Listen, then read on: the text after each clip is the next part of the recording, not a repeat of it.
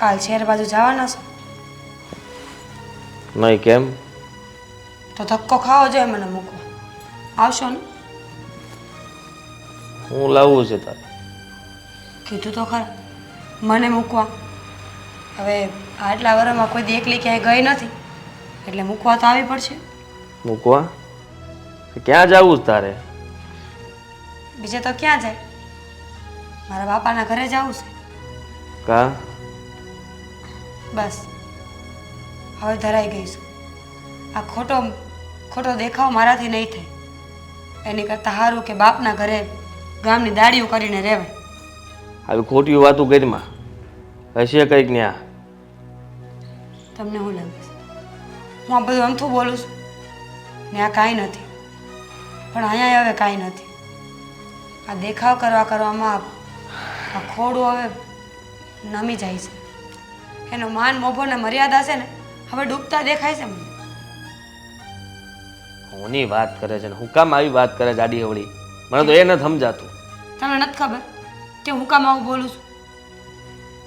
આ દામિની અને દેવેન તમે એટલા હેરાન કર્યા છે એ લોકોને કે ગામ મૂકવા તૈયાર થઈ ગયા છે. અરે કોઈ ગરીબ માણસ ઉપર આવો જુલમ હું કામ કરવાનો? એનું કરીને રોટલા ઘડીને ખાય છે ને તમારી પાસે કોઈ દી માંગવા આવ્યા કે અમને ઉછી ના દ્યો? એનું રડી ખાય છે. તમારે ગામ મેલવાની શું જરૂર છે? ત્રાસ છે. આ મુખીનો હારો સમજતો જ નથી. ખબર નથી પડતી એને કે આ ગામના લોકો કંટાળી ગયા છે એને આ ગામ મેલી મેલીને જાવા લાગ્યા છે છતાંય હારો ગઢો થયો પણ સુધરશે નહીં. તમે એ વિચાર કર્યો કે ગામના લોકો ઘર મૂકીને જતા હોય તો માનીએ કે મુખીનો વાંક હશે, પણ તમારી ઘરવાળી ઘર મૂકીને જાય એમાં મુખીનો હું વાંક? તને જવા દઉં તો ને? પણ મેં નક્કી કર્યું છે કે જો દેવેન અને દામિની આ ગામ મૂકશે ને તો હું એની મોર આ ગામ મૂકી દઈશ. મને આ ગરીબ લોકોના નિહાકા લેવા નથી ગમતા. ગાંડી થઈ ગઈ છો તું? હે? એ લોકો માટે થઈને તું મારું ઘર મેલીને જાય? હા, કારણ કે આજ સુધી તમને મેં બહુ સમજાવ્યા છે. તમને કેટલી વાર કીધું છે કે કાગડાના કરેલા ઈંડાને નડે. અહીંનું અહીંયા જ છે. આજ કરો છો ને તો કાલ ભરશો. અને હું નથી ઈચ્છતી કે આપણું ભવિષ્ય ખરાબ થાય. એના કરતાં સારું ને કે આપણે હારે રહે જ નહીં. નો મારે તમને સલાહ દેવી કે નો તમારે મારી વાત માનવી. આખું ગામ હળગાવી દે જો આવી વાત કરી છે તો. તારે ક્યાંય નથી જવાનું. તો તમે દેવેન અને દામિનીને રોકી લેશો? એવું માની લેશો કે તમારી ભૂલ હતી? આ ગામમાં કોઈને હેરાન નહીં કરો એવી વાત એ પાકી? નગર પછી હું જવા તૈયાર છું. મુખીની ભૂલ હતી. મુખીને સમજવું જોઈએ અને એને આ દેવેન અને દામિનીને રોકવા જોઈએ. હું એમ કહું બસ કે હવે આવી ગયું ને. મેં કીધું તો ખરા કે વાંક મુખીનો છે, મારો નહીં. અને મારો થોડોક જ વાંક છે, વધારે નહીં. હા, પણ મેં ક્યાં ના પાડી? બધો વાક મુખીનો છે, હાલો માની લીધું બસ. પણ તમારે તમારું ઘર બચાવવું છે કે નહીં, સવાલ તમારો એ હતો. હા, હું એ લોકોને આ ગામ મેલીને નહીં જવા દઉં. ખાલી એને એકને જ નહીં, આ ગામમાં જે લોકોને તમે હેરાન કર્યા છે ને એ હંધાય નહીં. બધાને શાંતિથી રહેવા દેવાની વાત હોય ને તો જ. હા, સમજી ગયો કે મારી જ ભૂલ હતી. આ મુખીને હંધાઈ પ્રેમ કરતા હતા અને મારી હામુય કોઈ આમ માથું નમાવીને નહોતા હાલતા ને એ મને નહોતું ગમતું. કોઈ હાથ નહોતું જોડતું ને એટલે હાટું જ બધાને હેરાન કરતો હતો. સાચી વાત છે, પણ મુખીનું માન રાખતા હતા તો મુખી માણા એવા હતા ને. આપણે પહેલાં સારું થવું પડે પછી સામેવાળા પાસે કંઈક આશા કરે. તું જવાની વાત ન કરતી. હું રોકું છું એ બંનેને. નહીં જવા દઉં અહીંયાથી. હા,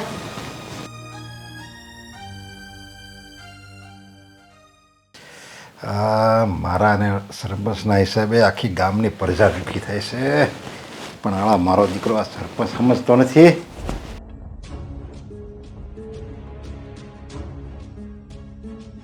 હું આવ્યો છો?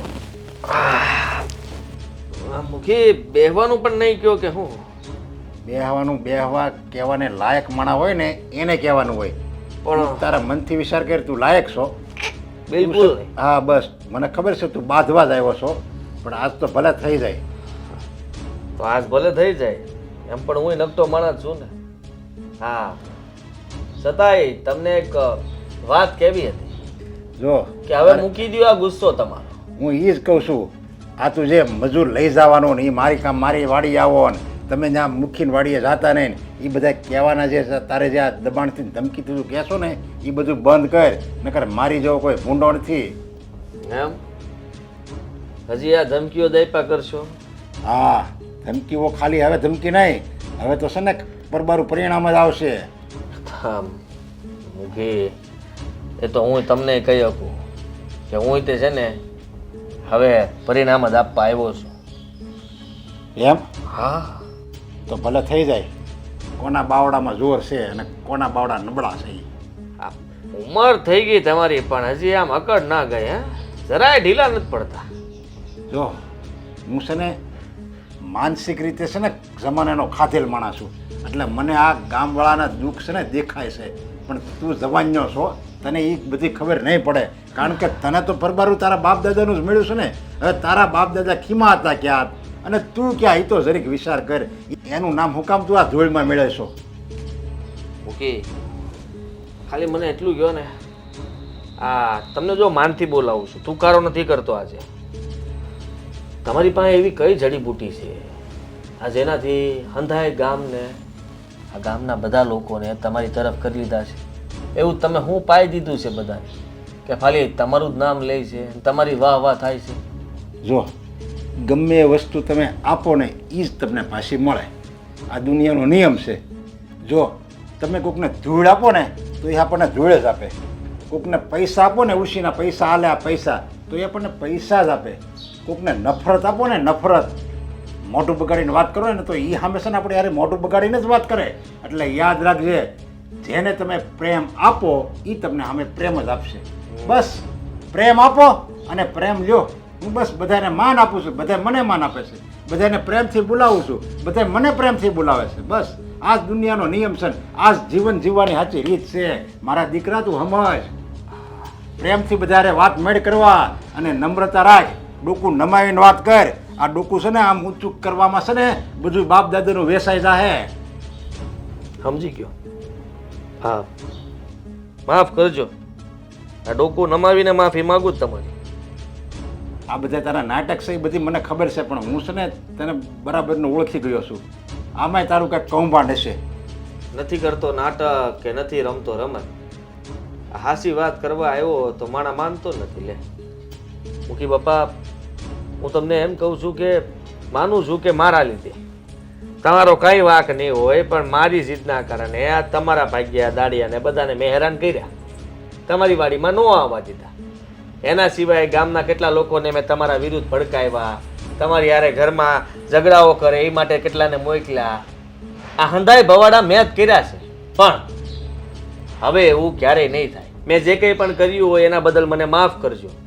હવે આ સરપંચ પર તમારું હંધુય કામ કરશે, તમે જે કહેશો એમ થશે, અને આજ પછી હું ક્યારેય કોઈને માન નહીં આપું એવું નહીં બને. હંધાઈને હરખું માન આપી. એટલે તું આ તારા મનથી બોલે છે? મનથી, દિલથી, જેથી કયો ત્યાંથી બોલું છું મુખી બાપા. પણ એટલું કહું છું કે હવે આ બસ, મારવું હોય તો હજી એક લાફો મારી લ્યો. તે દાડે માર્યો હતો, આ વખતે હજી એક મારી લ્યો. અરે ના ના, અરે હવે તો આપણે બે ભેગા મળીને મારી ઘરે ખાવાનું છે, જમવાનું છે, એક ભાણે આપણે બે ખાવું. હા, એ તો કરશું, પણ એ પહેલા એક નાનકડું કામ કરવા હારવાર આવવું પડશે. અરે તું કે ને આવું, મેં તને કીધું નહીં પ્રેમ આપો તો પ્રેમ મળે. આ તમારા દાડિયા, આ દેવેન અને દામિની, હા દેવલો, હા એ શું થયું એને? એ લોકો આ ગામ છોડીને જાય છે, આપણાથી કંટાળીને ભાગે છે. કારણ કે એક દિવસ તમે ધમકી આપો તો એક દિવસ હું ધમકી આપું.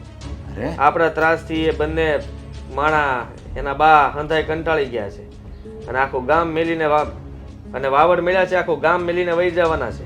અરે આપણાથી અરે આપણે કોઈને જીવન બનાવી ન કહીએ તો કાંઈ નહીં, પણ વિખાવું શું કામ જોવે? એટલે જ તમારી પાસે આવ્યો છું. હા. ઝટ હાલો, આપણે હારવાર મનાવશું તો જલ્દી માનશે. અરે હા હા હાલ હાલ. આપણા ગામની પ્રજા તો આપણાથી દુઃખી હોય તો એનીથી ભૂંડું એક કામ ન કહેવાય. હાલ હાલ, આ કામને આપણે ઉગારી લઈએ પહેલા. હા, હજી કઈ કહેવાનું હોય તો અંજન કહી દો. અરે ના ના, ઘર બજારે કઈ બોલતા બોલતા ન અરે, જાતા. તારો બાપો તો મારો ભેરુ હતો, એટલે એ બાને તું મારો દીકરા સમાન છો. હાલ 5 તો ધબ્બા મારી લીધા. આમ બટાકાય ભૂલાતું નથી ને પાછું અહીંયા ધક્કો ન ખાવો પડે જીરીક વસ્તુ લેવા હાટું. હાલે હા હા. જલ્દી હાલ. હાલો, અહીંથી તો આ ઘર છોડીને જાય છે. હવે જ્યાં જાય છે ન્યાય હારા સરપંચ મળે ને તો સારું છે. બા શું થયું? બટા, આમાં મારા દેવલાની નાનપણની યાદો જોડાયેલી છે અને આ મુખિયા ને સરપંચને કારણે આપણે આ ગામ છોડવું પડે છે. આ મારા દીકરાની યાદો છોડવી પડે છે. બા એક ને એક દી તો આ થવાનું જ હતું ને. હવે જે થઈ ગયું ને એને રોવાનો કોઈ મતલબ નથી. હાલો. અને આ વિચારી તમારો જ હતો ને કે આ ગામ મેલી દઈ. મોટા અહીં તો તારા ભવિષ્યનું વિચાર્યું. હાલ હાલ.